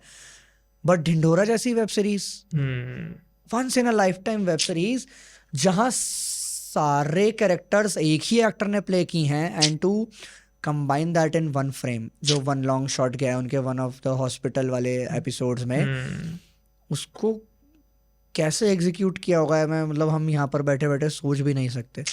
टू ब्रिंग दैट रेवोल्यूशन की हम आप जैसे नॉर्मल लोग भी ये डोरवे ओपन कर दें कि हम भी बैठे बैठे अपने ही घर पे कुछ वीडियोस बनाएं, अच्छी वीडियोस बनाएं, लोगों के लिए काम करें, तो डेफिनेटली मतलब सर चढ़ के बोलेगा। ताज़ा खबर में आई थिंक क्या काम किया है उन्होंने, स्पेशली सीज़न 2 में, मतलब किसी बड़े एक्टर से कम नहीं है वो। बिल्कुल। अब वो खुद सीख के कर रहे हैं, लोगों को नोटिस करके कर रहे हैं। तो जो हम बोलते हैं कि भाई एक्टिंग सीख कर आओ, ठीक है, मैं मानता हूँ कि एक्टिंग, किसी को एक्टर बनना है या किसी को एंटरटेनमेंट फील्ड में जाना है तो आपको एक बेसिक नॉलेज होनी चाहिए। But to look down on someone कि भाई तुम छोटे शहर से हो, या तुम यूट्यूबर हो, तुम एक इन्फ्लुएंसर हो, तुम्हें बड़े पर्दे पर तो नहीं डाल सकते हम। अब आप देखो ना कि मैक्सिमम फिल्म और वेब सीरीज़ में सोशल मीडिया के इन्फ्लुएंसर्स को ही उठाया जा रहा है। हाँ, उन्हें बताया कि बड़े 4 नामों से ज़्यादा आज के टाइम पे ये ज़्यादा इन्फ्लुएंसर्स की ऑडियंस टिकट बेचेगी। तो ये OTT plus YouTube plus influencers का जो ये रिवॉल्यूशन है, अब क्या है कि ये बहुत बड़ा 90% ऑफ द टाइम्स एक अच्छा फैक्टर भी है हम आप जैसे लोगों की वजह से, कि जस्ट बी कंसिस्टेंट एंड आपको सक्सेस मिलेगी। बट 10% मुझे लगता है कि फिर ना कुछ ऐसे इन्फ्लुएंसर्स भी आ जाते हैं जिन्हें आप देख के बोलते हो कि ये यहाँ क्यों है, मतलब वुड नॉट डिमीन एनीवन कि वो उनकी किस्मत है जो उनको वहाँ लेकर आई है, उनकी मेहनत है जो वहाँ लेके आई है। तो प्रोज एंड कॉन्स आपको हर रेवोल्यूशन में देखने को मिलेंगे सिनेमा के, I think. Let's back to Indian cinema. मैं ये जानना चाहूँगा आपसे कि आपको क्या लगता है कि हमारा इंडियन सिनेमा बाकी ग्लोबल सिनेमा से कैसे डिफरेंट है? मैं थोड़ा सा ये टर्म बदलना चाहूँगा, आपने वैसे सवाल बहुत अच्छा रखा है। मैं डिफरेंट नहीं कहूँगा, हमारा इंडियन सिनेमा ना यूनिक है, क्योंकि हमारे यहाँ इतने इतने टाइप के लोग हैं, हमारे यहाँ डाइवर्सिटी है, हमारे गांव गांव में एक एक स्टोरी बसी है, और ना ये स्टोरीज कभी ख़त्म नहीं होने वाली। आप एक साल में एक गांव 10 गांव की स्टोरी भी दिखा देंगे तो हमारे पास कितने गांव, कितने कस्बे, कितने फोकलोर्स हमारे पास, कितनी ग्रंथ हैं हमारे पास। इंडियन सिनेमा यहाँ टॉप कर जाता है हमेशा। मैं हमेशा बोलता हूँ कि हमारे पास स्टोरीज की कमी नहीं है बिल्कुल भी। हमारे पास दुनिया भर के हॉलीवुड को टक्कर देने के या किसी भी सिनेमा को टक्कर देने के लिए बहुत सारी स्टोरी और फिल्म मेकिंग के आइडियाज़ हैं। हम बस एग्जीक्यूट नहीं करते उन्हें, हम बस भेड़ चाल में लगे रहते हैं। यूनिक इसलिए है क्योंकि हमारा इंडियन सिनेमा रूटेड रहता है, ग्राउंडेड रहता है। आपको क्यों लग रहा है कि बाहुबली और आरआरआर या पुष्पा हमसे ज़्यादा बाहर की ऑडियंस को क्यों पसंद आ रही है? लॉस एंजलिस के सबसे बड़े चाइनीज़ थिएटर में नाचो नाचो पे अंग्रेज़ क्यों पागलों की तरह नाच रहे हैं? श्री राम की एंट्री पे वो क्यों इतनी तालियां सीटियां बजा रहे हैं? क्योंकि उन्हें ग्राउंडेडनेस शायद अपनी फिल्मों में नहीं दिखती है, शायद दिखती होगी, पर हमारे में जो कोर पैटर्न है ना, ह्यूमन रिलेशन वाले जो मैंने आपको बताया कि बड़े स्क्रीन पर देख के हम अपने आप को रिलेट कर रहे हैं, ठीक है, तो वो वाला फैक्टर हमारे सिनेमा में ज़्यादातर देखने को मिला है। पुष्पा में आप फॉर दैट मैटर क्लाइमैक्स में अल्लू अर्जुन ने साड़ी पहन के काली माँ के अवतार में जो जथरा क्लाइमैक्स दिया है, वहाँ आई थिंक ये टॉप करता है हमारा सिनेमा कि to have that guts to wear that makeup and sari, to be grounded that much, इतना आप रूट से कनेक्टेड हो कि बाहर की पब्लिक के मन में ये सवाल आ जाए कि how is that even possible. हम कहते हैं कि हमारी फिल्मों में ये मिसिंग है, वो मिसिंग है, बाहर की फिल्मों को देखो, बाहर के लोगों को ये सोचने पे मजबूर कर दो कि हमारी ग्राउंडेडनेस कहाँ चली गई, हमारी पुरानी स्टोरीज कहाँ चली गई। तो I think in that way हमारे पास अभी भी बहुत ग्रंथ और हिस्ट्री है हमारे पास जिस पे फिल्में बन सकती हैं, लेकिन यूनिकनेस हमारा यूएसपी इंडियन सिनेमा का हमेशा यही रहेगा कि हम लोग as a diversity, as a common group एक इंडिया में इतनी तरह से यूनाइटेड हैं कि ना बस रूटेड फोकलोर जो है ना, groundedness, divinity, कांटारा for that matter, वो हमेशा हिट करने वाली है और वो हमेशा हमें टॉप करेगी हमारी फिल्मों में। चाहे बड़े बड़े सेट और वीएफएक्स ना हो, हम चाहे प्लेन से ना कूद रहे हों हमारे एक्टर्स, बट ग्राउंड पे रह के जथरा परफॉर्म कर रहे हैं साड़ी पहन के, that's what makes us very unique. ये तो हमने बात की कि हमारा सिनेमा कैसे डिफरेंट है, यूनिक है। मैं ये जानना चाहूँगा आपसे कि कितना बैलेंस ज़रूरी है एक आर्टिस्टिक सिनेमा में और साथ ही साथ मास सिनेमा, या हम कह सकते हैं कि कमर्शियल सिनेमा के अंदर इसका बैलेंस कैसा होना चाहिए? कितना बैलेंस ज़रूरी है इसके में? किस तरह की ऑडियंस आपको लगता है कि कौन सी साइड पे ज़्यादा है? बैलेंस बहुत ज़रूरी है, क्योंकि एक ही टाइप का सिनेमा आप लोगों को दिखा नहीं सकते, लोग भी बोर हो जाएंगे।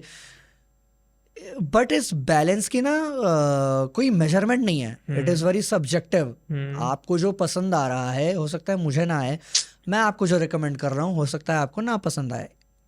Content is purely subjective for every individual. आपका हक ही नहीं बनता किसी को ये बोलने का कि तूने ये फिल्म पसंद करी है तो तेरी चॉइस बेकार है। Who are you to question his choice? बिल्कुल, वो कितना भी वो भोजपुरी सिनेमा क्यों ना देख रहा हो, अरे उसकी चॉइस है, आपको थोड़ी ना कहा है उसने ज़बरदस्ती देखने को। Coming to balance between mass and artistic cinema, मैंने अपने इस शुरुआत में ही हैदर का एग्जांपल दिया था और गैंग्स ऑफ वासेपुर का एग्जांपल दिया था, जो मेरी दो फेवरेट हैं। Haider is purely artistic film, Gangs of Wasseypur is purely commercial film, और आज दोनों फिल्में टॉप 100 IMDb लिस्ट में आती हैं ग्लोबल लेवल पे। ये है बैलेंस। तो सब्जेक्टिविटी और मेजरमेंट तो इस चीज़ का नहीं है। लेकिन 2024 का भी मैं एग्जांपल ले लेता हूँ। एक film I the Goat Life Prithviraj Sukumaran की मलयालम सिनेमा से, एक आती है हमारी पुष्पा 2। दोनों ही फिल्में धुरंधर हैं, एक्टिंग परफॉर्मेंसेस दोनों का सुपर ऑब्जेक्टिव ही अलग है, इसका कोई कंपैरिजन ही नहीं है। मैं कंपेयर कर रहा हूँ एक कंटेंट बेस्ड फिल्म को और कमर्शियल जो लार्जर देन लाइफ की एक्सपीरियंस के लिए ही बनी है, तो मैं गलत हूँ। बट उस content film the Goat Life को कितने लोग सिनेमा हॉल में देखने गए, कितनी अटेंशन उसको मिल गई। पृथ्वीराज सुकुमारन जिसने 12 साल लगा के वो फिल्म बनाई, उसको कितने लोगों ने देखा। OTT पे आई तो फिर कितने भी लोग देखो, उसका क्या फ़ायदा है। आप कहते हो आपने लापता लेडीज़ को रिकॉर्ड ब्रेकिंग व्यूज़ दिए OTT पे, और आपने उस पर बॉक्स ऑफिस पे तो पिटवा दिया ना उस फिल्म को। और वहीं आती है पुष्पा 2 जो कि 2000 करोड़ करने की स्ट्रीक पर है ऑलमोस्ट, सारे रिकॉर्ड्स, इंडियन सिनेमा की highest grossing film, and I am very happy for that. क्योंकि पुष्पा 2 का 2000 करोड़ कमाना ना पुष्पा 2 की सक्सेस नहीं है सिर्फ, ये जो कलेक्शन होता है ना, ये पूरी इंडस्ट्री में घूमता है। बिल्कुल। इससे 1000 लोगों के घर चलते हैं, टेक्नीशियंस के, फिल्म को बेचने वाले के। मैंने बताया कि मैं सक्सेस इवेंट पे गया था पुष्पा के, वहाँ पे आगरा के डिस्ट्रीब्यूटर आए थे। उन्होंने अल्लू अर्जुन सर से यही बात बोली कि सिनेमा हॉल ना बंद होने की कगार पे थे, एंड आपकी पुष्पा 2 ने, सिर्फ आपकी पुष्पा 2 ने मुझे एक ऐसा नेट प्रॉफिट दिया है जो कि सारा बैलेंस हो गया मेरा नुकसान। तो आप देखो, कंटेंट फिल्में बनाओ, बहुत ज़्यादा बनाओ, पर to look down upon commercial cinema, mass cinema की इसमें मार धाड़ है, इसमें एक्शन है, इसमें वायलेंस है, इसमें स्टोरी नहीं है, इसमें लॉजिक नहीं है, और ऐसी ऑडियंस को अपना टेस्ट बदलना चाहिए, तो नहीं, I am very against that. ऐसी ऑडियंस को अपना टेस्ट नहीं बदलना चाहिए।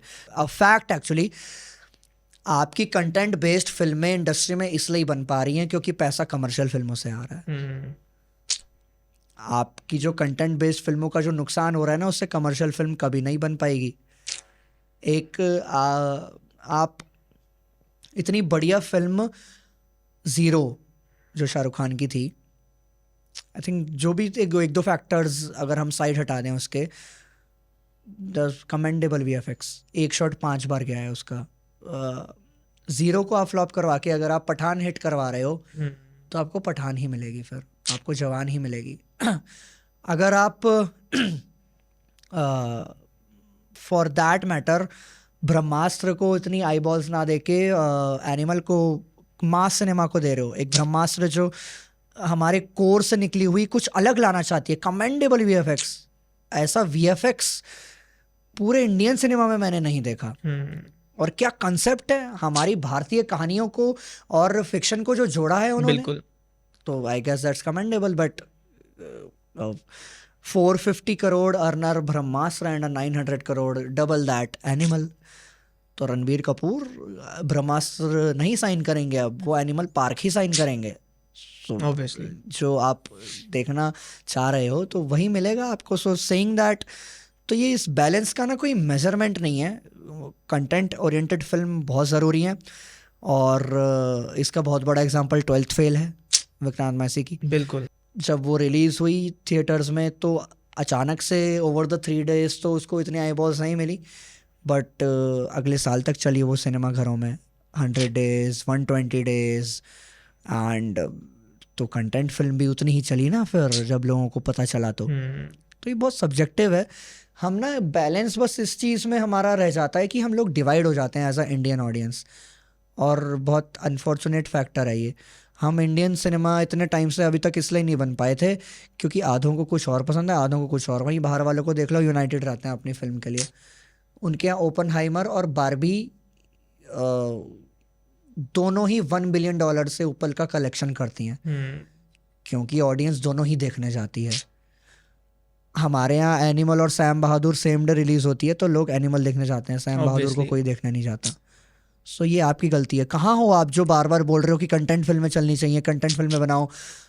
आपकी कंटेंट फिल्में आती है तो आप गायब कहाँ हो जाते हो? बिल्कुल। आप टिकट खरीद के लोगों को क्यों नहीं दिखाते, प्रमोट क्यों नहीं करते उस फिल्म को? तो वो बैलेंस तो आएगा ही नहीं ना कभी। Commercial cinema is very very very much important for our cinema. हमारी वो धड़कन है मास सिनेमा। तो आपने बहुत सारी चीज़ें हमें बताई ना, कमर्शियल को लेके, मास को लेके। मेरे मन में एक सवाल आ रहा है कि जब आप किसी भी फिल्म का रिव्यू करते हो तो वो आप किस तरीके से करते हो? क्या वो प्रोसेस है एज अ फिल्म क्रिटिक? आप उसको किस नज़रिए से देखते हो? क्या चीज़ों पे आप ज़्यादा गौर करते हो? मैं चाहूँगा कि आप एक बार ज़रूर शेयर करें हमारे साथ ना कि वो सब प्रोसेस क्या रहता है आपका उस चीज़ को जज करने का। मैं बहुत सिंपल 1 या 2 लाइन में इस चीज़ को बताऊं।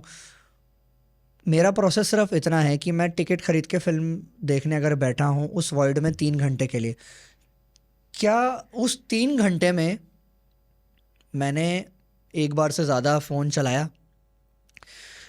क्या मैंने वॉशरूम ब्रेक्स कितने लिए उस फिल्म के बीच में? क्या मैंने अपने दोस्तों से, आसपास अपनी फैमिली वालों से बातचीत करी उस फिल्म के बीच में? मेरा ऑडियंस रिटेंशन कितना था उस फिल्म को देखते हुए? अगर मैंने 3 घंटे की फिल्म में 1 घंटा सिर्फ फ़ोन चलाया है और व्हाट्सएप चलाया है तो इसका मतलब कहीं ना कहीं कमी थी उस फिल्म में।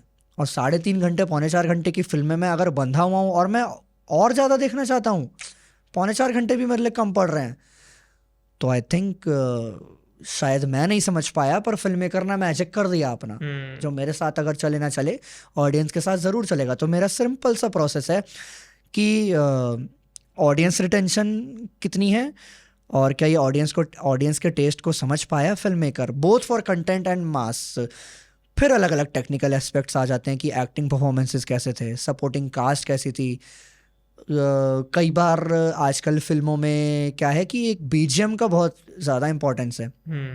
The BGM goes with your story telling and choreography, action choreography, तो वो बहुत ज़्यादा ज़रूरी है आई गेस। एंड मैं बहुत बड़ा फैक्टर मानता हूँ मास सिनेमा में इन जो बैकग्राउंड म्यूज़िक क्रिएट करते हैं उनको क्रेडिट मिलना चाहिए। कि जैसे जवान में सबसे बड़ा हाथ अनिरुद्ध का था जिन्होंने बैकग्राउंड म्यूज़िक क्रिएट किया है। गेस सबके जहन में है वो। कबीर सिंह का बड़ा माऊ वाला म्यूज़िक सबके जहन में है, एनिमल का म्यूज़िक है, पुष्पा का म्यूज़िक है, एंड केजीएफ का ये धूम धड़ाके वाला जो म्यूज़िक है, बेबी जॉन का म्यूज़िक एक्शन कोरियोग्राफी के साथ जो जा रहा है। तो ऐसे तो फिर कई डिपार्टमेंट्स हैं जिन पर मैं एक फिल्म को देखता हूँ। एंड मैं इतना ब्रूटल क्रिटिक नहीं हूँ। द रीज़न बीइंग, मैं हर किसी को यही कहता हूँ, एक सिनेमा बनाने के पीछे ना सिर्फ 2 एक्टर्स और एक डायरेक्टर और एक प्रोड्यूसर का हाथ नहीं जाता। 1 साल 2 साल की मेहनत लगती है पूरे 500 लोगों की टीम की। एक स्पॉट बॉय से लेकर एक कैमरा संभालने वाला बंदा, उनके घर चलते हैं उससे। घर बैठे एक फिल्म को ये टाइप कर देना उसकी रिलीज से पहले ही या बिना देखे ही कि this is not the film, this is a disaster.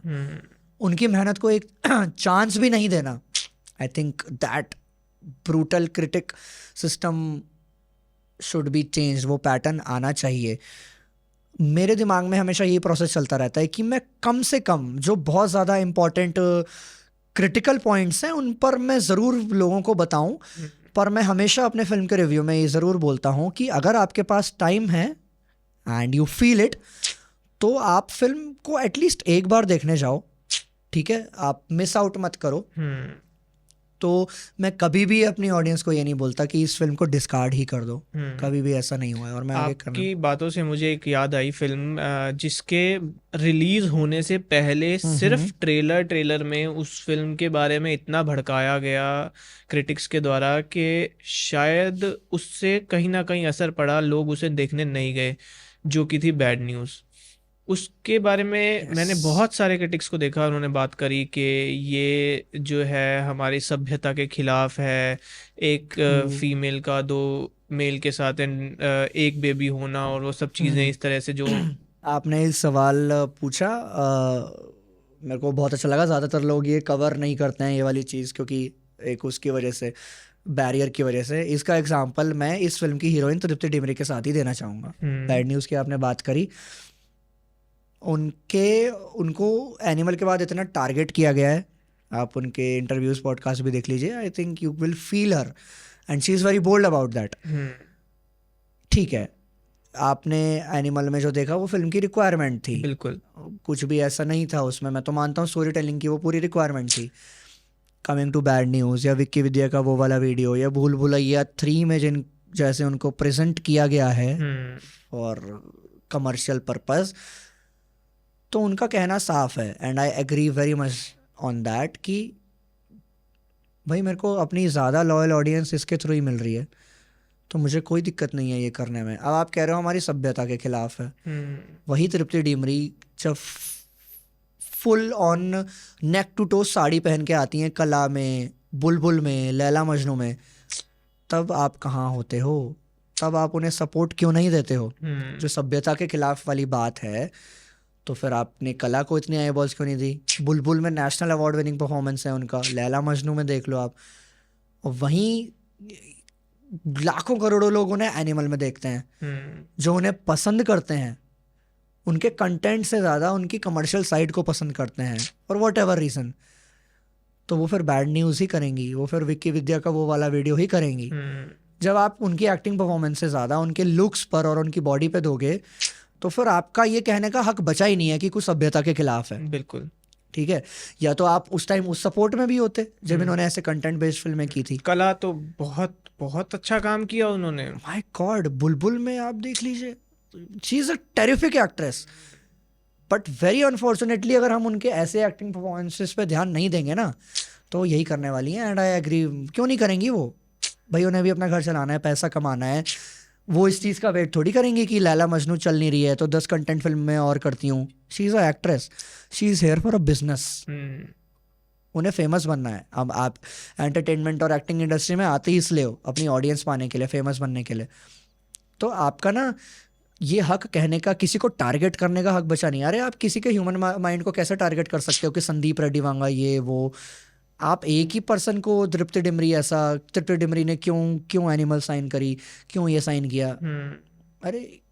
अरे आप हो कौन सवाल पूछने वाले उससे? हमारी इंडियन ऑडियंस में ना जो डिवीजन है ना, वो हिपोक्रेट भी है काफ़ी। ये तो है कि आप भाई नेगेटिविटी और टॉक्सिसिटी फैलाने तो तुरंत आ जाओगे, वहीं बात सपोर्ट की आएगी अच्छे एक्टर्स और आउटसाइडर्स को सपोर्ट करने की। भैया आप नेपो किड की फिल्म 300 करोड़ कमा रही है क्योंकि आप देखने जा रहे हो।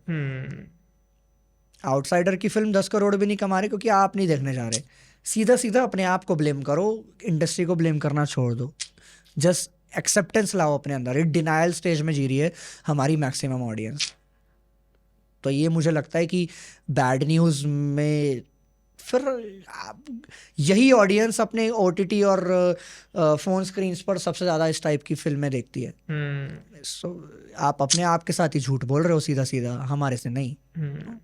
थैंक यू सो मच, आज के पॉडकास्ट में बहुत मज़ा आया मुझे। तो मैं चाहूँगा कि आप जाते जाते हमें 3 बेस्ट फिल्म्स बता के जाओ जो हर एक इंसान को देखनी चाहिए, चाहे वो किसी भी जॉनर को देखना पसंद करता हो, चाहे वो कैसा भी टेस्ट रखता हो, लेकिन वो 3 फिल्में जो हर इंसान के लिए बनी है।